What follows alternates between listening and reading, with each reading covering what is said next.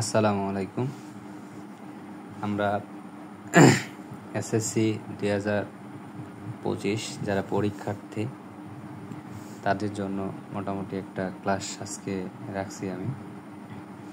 Chemistry 8ম chapter অর্থাৎ 8 নম্বর chapter. এখানে আমরা এই 8 নম্বর চ্যাপ্টারে 181 নম্বর পেজ। এই পেজের মধ্যে তড়িৎ বিশ্লেষণ অর্থাৎ কোষ, রাসায়নিক কোষ দুই প্রকার। এই রাসায়নিক কোষগুলো কি এটা নিয়ে আজকে বিস্তারিত একটু আলোচনা করব। তবে তড়িৎ বিশ্লেষণ কোষ বা তড়িৎ রাসায়নিক কোষ দুই প্রকার, একটা হচ্ছে তড়িৎ বিশ্লেষণ কোষ আর একটা হচ্ছে গ্যালভানিক কোষ। তাহলে আজকে আমরা আলোচনা করব তড়িৎ বিশ্লেষণ কোষ কি। তড়িৎ বিশ্লেষণ কোষটা কি এটা নিয়ে যদি আলোচনা করতে চাই তাহলে প্রথমেই কথার উল্লেখ আসে তড়িৎ বিশ্লেষণ কি।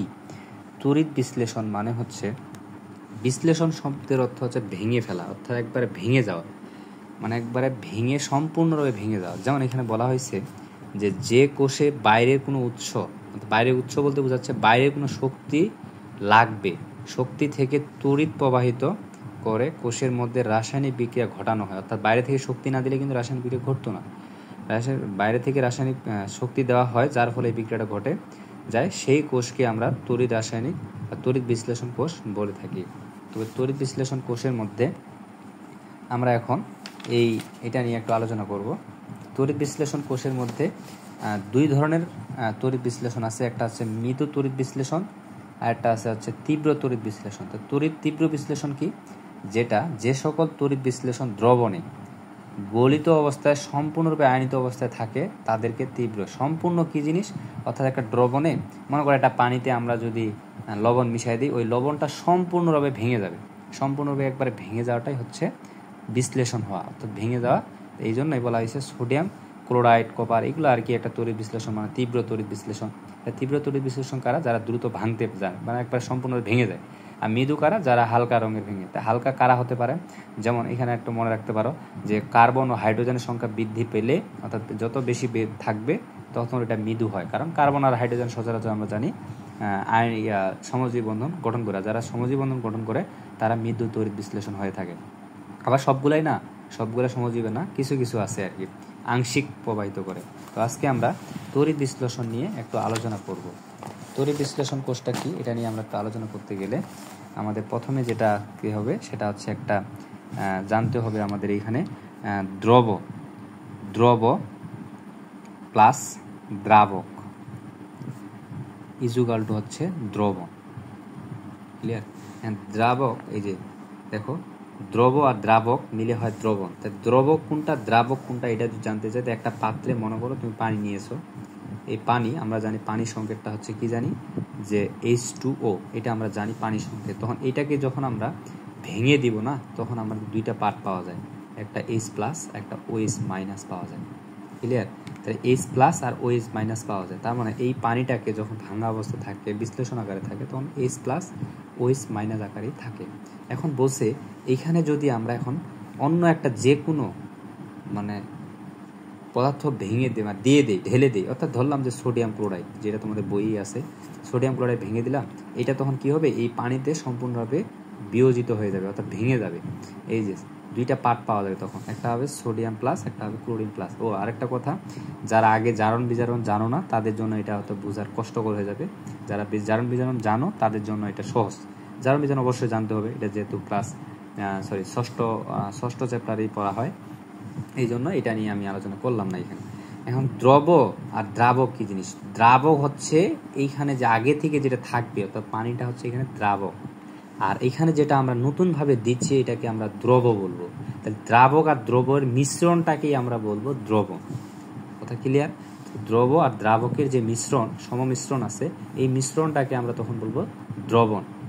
এখন এই জায়গায় আরেকটা ফ্যাক্ট করে যে দ্রবের পরিমাণটা বেশি হতে পারে, দ্রাবকের পরিমাণ কম হতে পারে। মানে দ্রব কি মনে করো যে 1 লিটার পানিতে তুমি 2 কেজি লবণ দিলা, 2 কেজি লবণ দিলা, তাহলে এখানে 2 কেজি লবণ আসলে দরকার ছিল না, 1 কেজি হলেই হয়ে যেত, তুমি 2 কেজি বেশি দিয়ে দিলা, তখন ওর পরিমাণটা কিন্তু বেশি হয়ে গেল।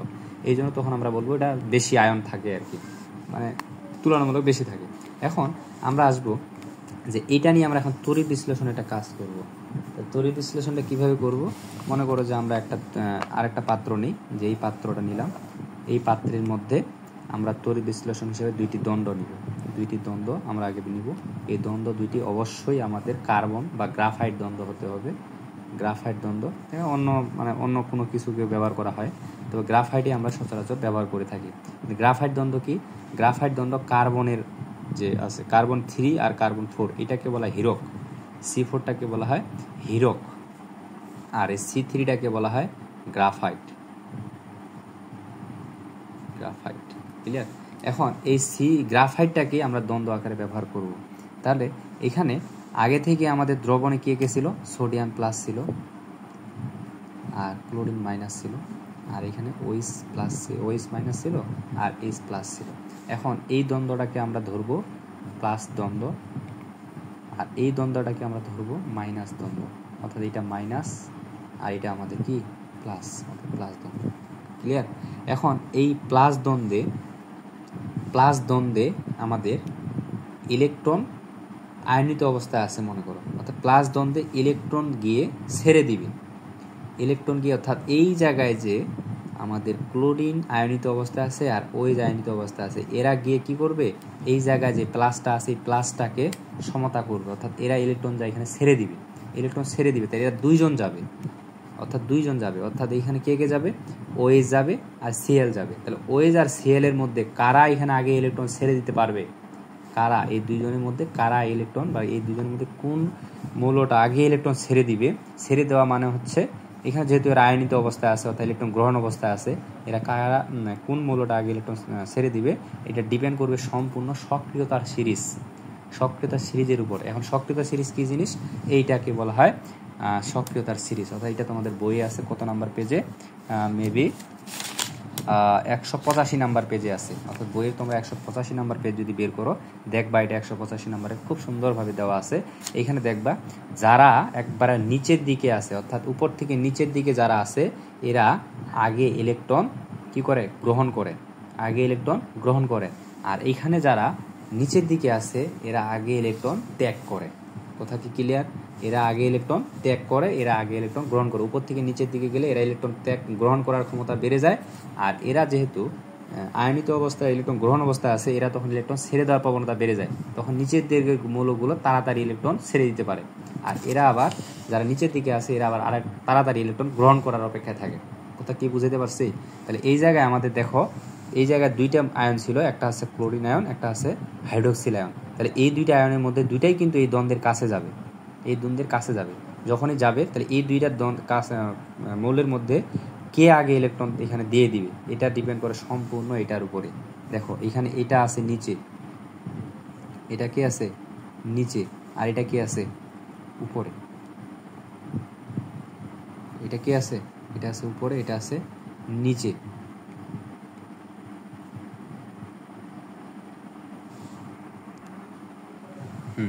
তাহলে আমরা কি বললাম যে এইখানে ক্লোরিন ও হাইড্রোক্সিল মূলক দুইটি এখানে যাবে, কিন্তু আমরা এই দ্রবণটা ঘটাচ্ছে হচ্ছে লুঘ দ্রবণের ক্ষেত্রে। লুঘ মানে পাতলা দ্রবণে তাহলে সোডিয়াম ক্লোরাইড সম্পূর্ণ বিয়োজিত হয়ে গেছে, যার জন্য এই দ্রবণে সোডিয়াম ও ক্লোরিনের পরিমাণটা তুলনামূলক অনেক বেশি হওয়ার কারণে এখানে আগে এইটা যদিও উপরে আছে কার তুলনায়? হাইড্রোক্সিল মূলকের তুলনায়।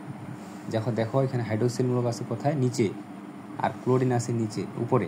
তার মানে এই দুইটার মধ্যে এটা আগে ছাড়ার কথা ছিল, কিন্তু এই দ্রবণটা লুঘ হওয়ার কারণে হাইড্রোক্সিল মূলক না গিয়ে ক্লোরিন মূলক এই জায়গায় যাবে, অর্থাৎ ক্লোরিনটা এই জায়গায় যাবে। ক্লোরিনটা যায় কি চার্জ মুক্ত হয়ে যাবে। চার্জ মুক্ত যখন হয়ে যাবে তখন ক্লোরিন মাইনাস থেকে কি হয়ে যাবে? ক্লোরিন পরমাণু হয়ে যাবে।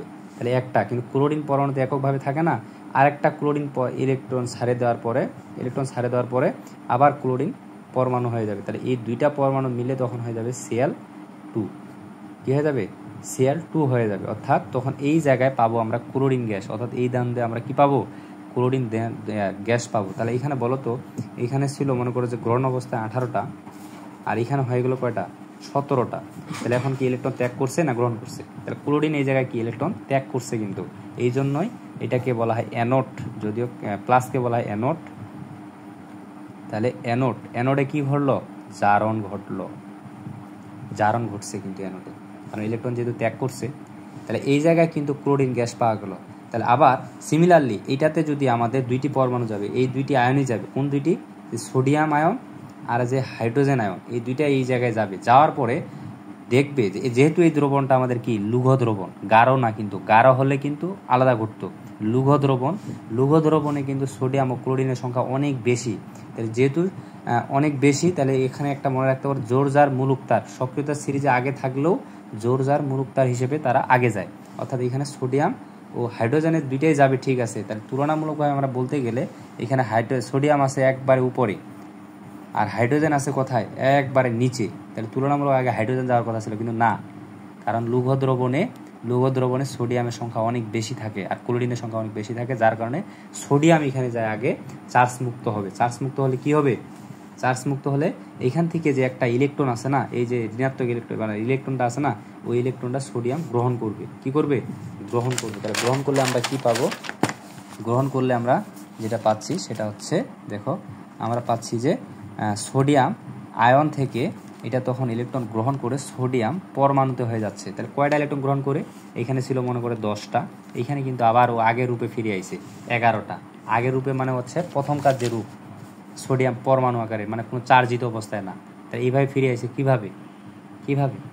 একটা ইলেকট্রন গ্রহণ করে। তাহলে একটা ইলেকট্রন গ্রহণ করা বলতে বোঝায়, মানে আমরা এখানে 1 দিই, ইলেকট্রন মানে ঢুকতেছে আর কি, এটা বোঝায় আর কি। তাহলে এখানে একটা পরমাণু যদি ইলেকট্রন গ্রহণ করে সোডিয়াম পরমাণুতে হয়ে গেল বা নিরপেক্ষ হয়ে গেল বা চার্জ মুক্ত হলো, সিমিলারলি ভাবে এই ক্লোরিনটাও কিন্তু চার্জ মুক্ত হলো। তাহলে এই যে চার্জ মুক্ত হলো, তাহলে এখানে উৎপন্ন হলো ক্লোরিন গ্যাস, আর এখানে কি পাইলাম?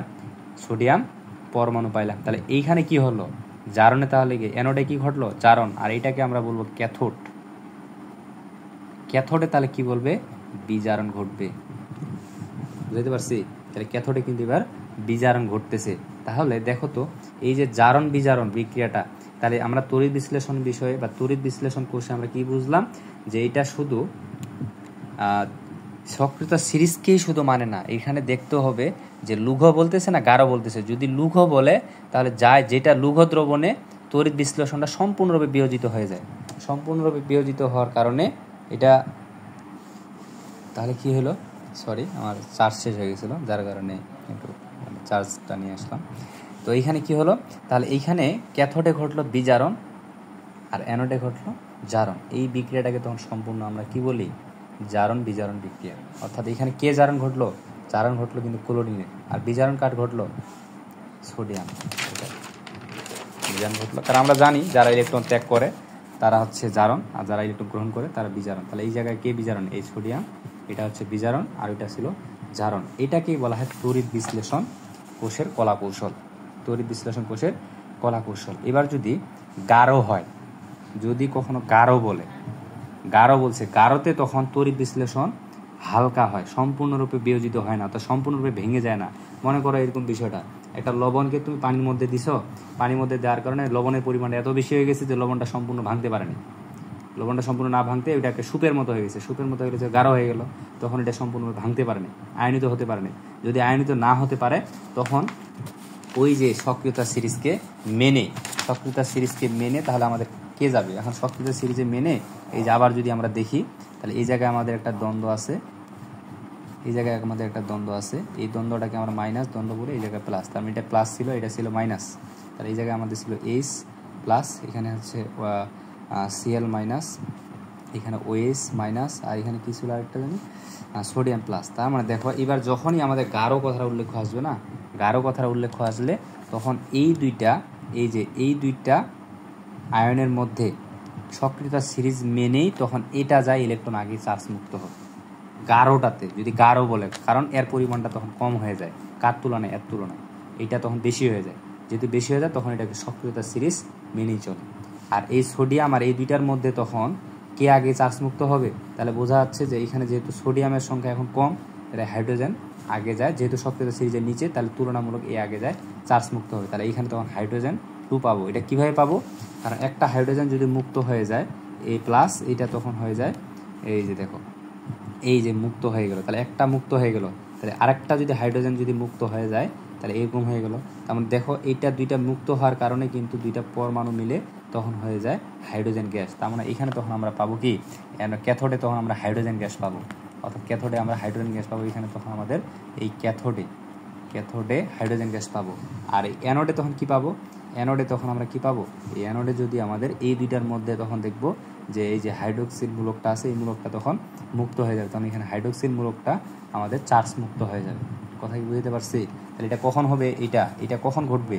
যখন এই যে গাঢ় হাইড্রোক্লোরিক দ্রবণ বলবে। কথা বুঝতে পারছি? গাঢ় বলতে হবে, গাঢ় না বললে কিন্তু এটা হবে না।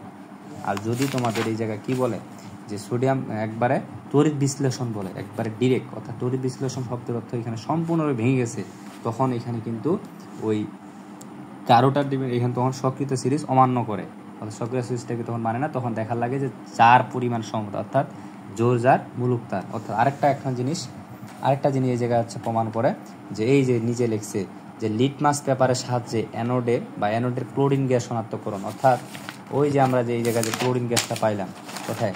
এই জায়গায় যে ক্লোরিন গ্যাসটা পাইলাম কোথায়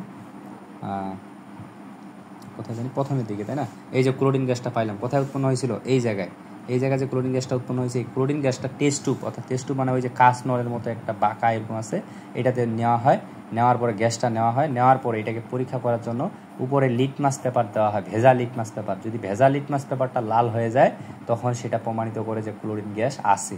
তাহলে ক্লোরিন গ্যাস প্রমাণিত হয় এই লিটমাস পেপারে যদি লাল রং বর্ণ দেয়। তাহলে আমরা আরেকটা কথা মনে রাখতে পারি যে অ্যালকালি করে কালি, অ্যাসিড করে লাল। অর্থাৎ লিটমাস পেপারে যদি লাল বর্ণ কখনো দেখা যায় তখন এটাকে বলা হয় অ্যাসিড। অর্থাৎ এখানে ক্লোরিন, এই যে ক্লোরিন, এটা হচ্ছে অ্যাসিড। ক্লোরিন গ্যাসটা এই জায়গায় অ্যাসিড হিসাবে কাজ করে।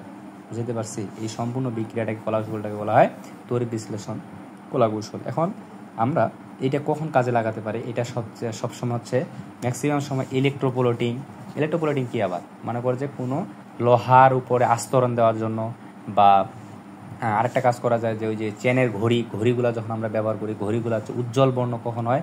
যখন ইলেকট্রোপোলেটিং দেওয়া হয়, অর্থাৎ এই ইলেকট্রনের মাধ্যমে ইলেকট্রোপোলেটিং। এটা নিয়ে আরেকদিন বিস্তারিত আলোচনা করবো। আসলে এগুলা ভিডিওর মাধ্যমে নিতে গেলে অনেকক্ষণ সময় নিয়ে করতে হয়, মানে 1.5 ঘন্টা বা 1 ঘন্টায় ক্লাস করলে সম্পূর্ণভাবে ক্লিয়ার করা যায়। তবে যদি ভিডিওটা কারো ভালো লাগে তাহলে বলবা, আমি চেষ্টা করবো এটাকে আরও একটা বড় লেকচার দেওয়ার। ঠিক আছে?